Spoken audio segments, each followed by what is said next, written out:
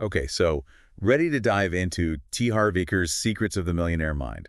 Absolutely. Let's do it. We've got excerpts from the book, really going to dig into how our beliefs about money, that whole money blueprint thing, can either like pave the way to wealth or kind of keep us stuck. Yeah, it's wild how much our early experiences shape those blueprints, often without us even realizing it. Right. Like we inherit these invisible scripts about money. Totally. Eker talks about this inner-outer world connection, which I thought was really interesting. So like, if our internal blueprint is full of limitations about money, Yeah.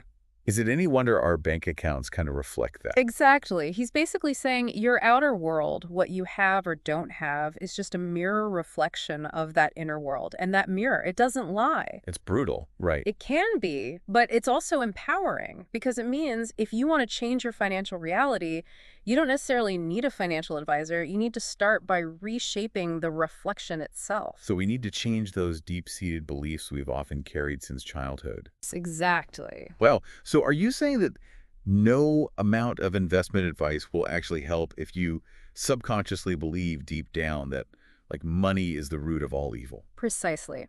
If your internal programming, that blueprint we're talking about, if it equates wealth with, say, greed or stress or whatever your hangup is, Yeah.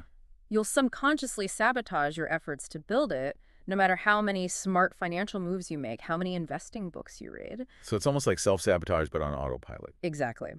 And Eker breaks down how these money blueprints are formed in the first place. He talks about verbal programming, modeling, and then these specific incidents. Let's unpack those a bit. Yeah, let's start with verbal programming, basically. What we heard growing up about money, I know for me, constantly hearing money doesn't grow on trees, Yeah. definitely instilled this sense of scarcity. It's amazing, isn't it, how those seemingly insignificant, like throwaway comments, when they're repeated over and over again, they become these ingrained beliefs. Wow. Like imagine dripping water, Right. right? Eventually, it carves a path through stone.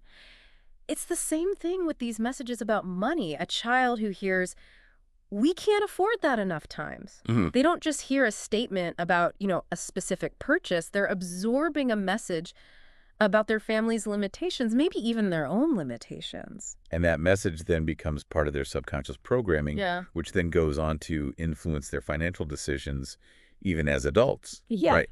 Yeah. So it's almost like we download these beliefs in our youth, Hmm. and then we just kind of hit play and run that same program throughout our lives. It's often an unconscious process, yeah. Which is why Eker keeps emphasizing how important awareness is. Like, that's the first step. Yeah, you have to see it. Until you identify those ingrained beliefs, you can't challenge them. You can't change them. Makes sense. Okay, so we've got these messages we heard growing up, but then there's also modeling, right? The behaviors we observed around money, not just what was said. Absolutely. Children are like sponges, that they're absorbing everything, especially the financial habits of their parents, their caregivers, whoever's around. Yeah, it's all around them. So think about it. Did you grow up witnessing constant arguments about money? Hmm. Were your parents incredibly frugal? Or, on the other hand, were they impulsive spenders?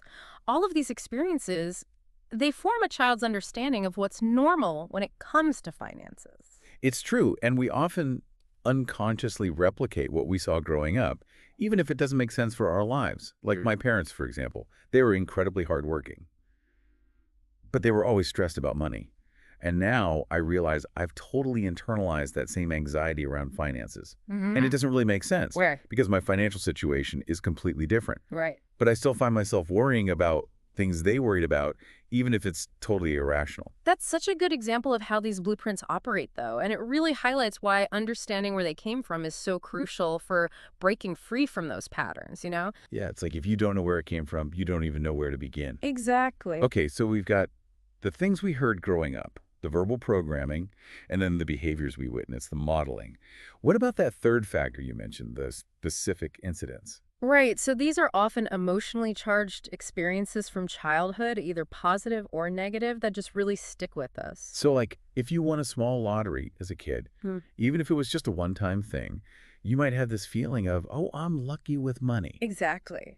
Or on the flip side, maybe a child works really hard to save up for something special, only to have their piggy bank stolen. Oh.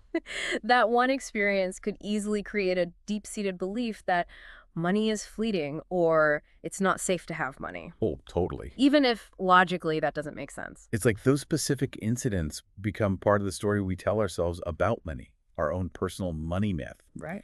And then that shapes our expectations and even our self-worth in relation to wealth, which is a lot to put on your childhood piggy bank being stolen. And that's a key point, I think. Often it's not just about the money itself, but the emotions and beliefs that we start to associate with it from a young age.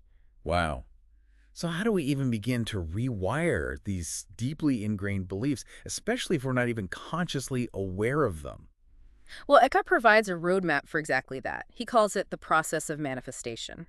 And it starts by understanding the connection between our thoughts and our reality. The process of manifestation hmm sounds kind of mystical, but I'm into it. It's actually a pretty simple concept, even if actually putting it into practice takes effort. Right, right. Eckhart lays it out like this. Thoughts lead to feelings, which lead to actions, which then create results. So it's like this chain reaction. Okay, so if our thoughts are stuck in that scarcity mindset, right, like I'll never get ahead, investing is too risky, we're basically setting ourselves up for financial struggle. Exactly. Because those thoughts, those negative beliefs, they breed feelings of fear, doubt, maybe even resignation. Yeah, for sure. And those feelings then dictate our actions, or actually more often our inactions. So we avoid taking risks. We don't explore new opportunities. We just stay stuck. And the result, We end up exactly where our negative thoughts said we would. exactly, self-fulfilling prophecy in action. Wow. It's like it's all happening on autopilot. These negative thoughts create a negative reality, and then that just reinforces the negative thoughts. So to break free, we got to interrupt that cycle somehow. Yeah. But how do we even begin to shift those deep-seated, often subconscious beliefs? That feels hard. Yeah, it's not easy, that's for sure. But the first step is always awareness, just like we were talking about before. Seeing it. Yeah, you got to shine a light on those hidden scripts, those subconscious beliefs before you can even think about rewriting them. Okay, so then what? Let's say we've shined that light and we see those limiting beliefs. How do we actually change them? Because it's not like we can just tell our subconscious mind to delete them. Right. Right. It definitely takes more than just willpower. This is where Eker introduces this idea of declarations. They're like positive affirmations, but like on steroids. Okay, I'm listening. Basically, you're making very specific, very powerful statements about the financial reality you want to create, not necessarily the one you're currently in. So instead of saying something vague like, I'm rich, which honestly, let's be real, might feel totally false in the moment and just trigger our inner skeptic. Yeah, exactly. We make declarations that feel a bit more true and actionable, like I am committed to building wealth or I am attracting abundance into my life. Exactly. You're shifting your internal dialogue, you see. You're essentially feeding your subconscious mind new information, new beliefs to latch onto. And the more consistently you do it, the more those new beliefs will take root and start shaping your reality. This is where I get a little skeptical, I gotta say. It sounds a lot like positive thinking, which, don't get me wrong, I'm all for a positive attitude, but can also feel a bit surface level. Like, how do we know this isn't just wishful thinking? Because there's actually a growing body of scientific evidence to support it. This whole idea of neuroplasticity, which is just a fancy way of saying the brain's ability to change and rewire itself. So it's not just some new age buzzword. Nope, it's backed by research. Your brain is not set in stone. It can learn and adapt throughout your life. Wow, that's pretty amazing. So by consistently making these positive declarations about our financial lives, we're essentially rewiring our brains for wealth. Exactly. You're creating new neural pathways, strengthening the connections that support abundance, financial success, all of that. And over time, with consistent effort, those new pathways, they become the default, making it easier to think, feel, and act in ways that attract wealth. So we're training our brains for financial success just like we train our bodies at the gym. I love that analogy because it really highlights the importance of consistency. Just like you wouldn't expect to see results from one day at the gym, you can't expect a few affirmations to magically transform your finances overnight. It's about putting in the work day after day, consistently reinforcing those new beliefs. So these declarations aren't a magic bullet, but rather a tool for rewiring our financial programming, our money blueprint. And this all connects back to Eker's whole emphasis on that inner-outer world connection, right? Absolutely. You change your financial reality by first changing your internal world, your beliefs, your thoughts, your self-talk. It all starts there. Okay, I'm curious about something. Eker's very deliberate about calling these declarations, not just affirmations. What's the distinction there, and why is it important? You're right, it's a subtle but important difference.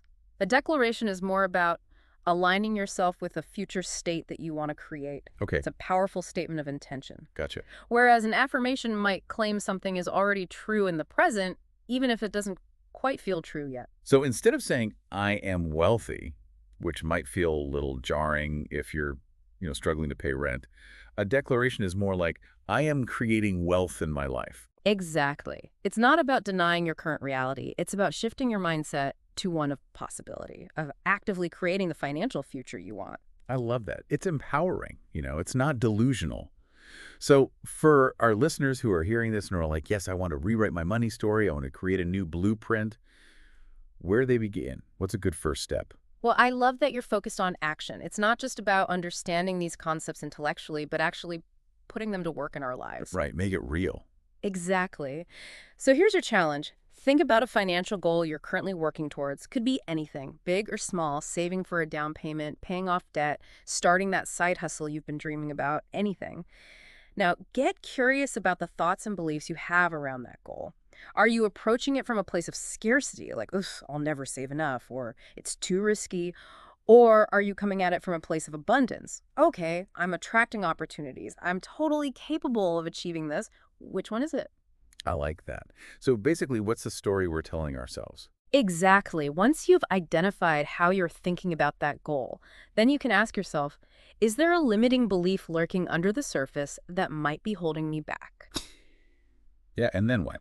And here's the key. Once you've identified that limiting belief, you're going to craft a powerful declaration to counteract it. Oh, It's like you're rewriting the script, you see. love it. So you're going to write that declaration down somewhere. You'll see it every day. Maybe your bathroom mirror, your fridge, your vision board, whatever works for you. Yeah, And you're going to repeat it to yourself daily, like a mantra, Sure. really feeling it in your bones. interesting. And you'll be amazed by how even that one small shift in mindset can create a ripple effect in your financial reality. So powerful.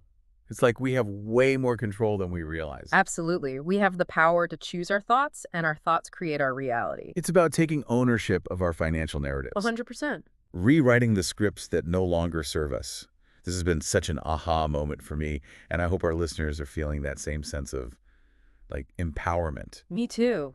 Knowledge is power, right? Sure, but only if we actually use it. Exactly. So take that first step today.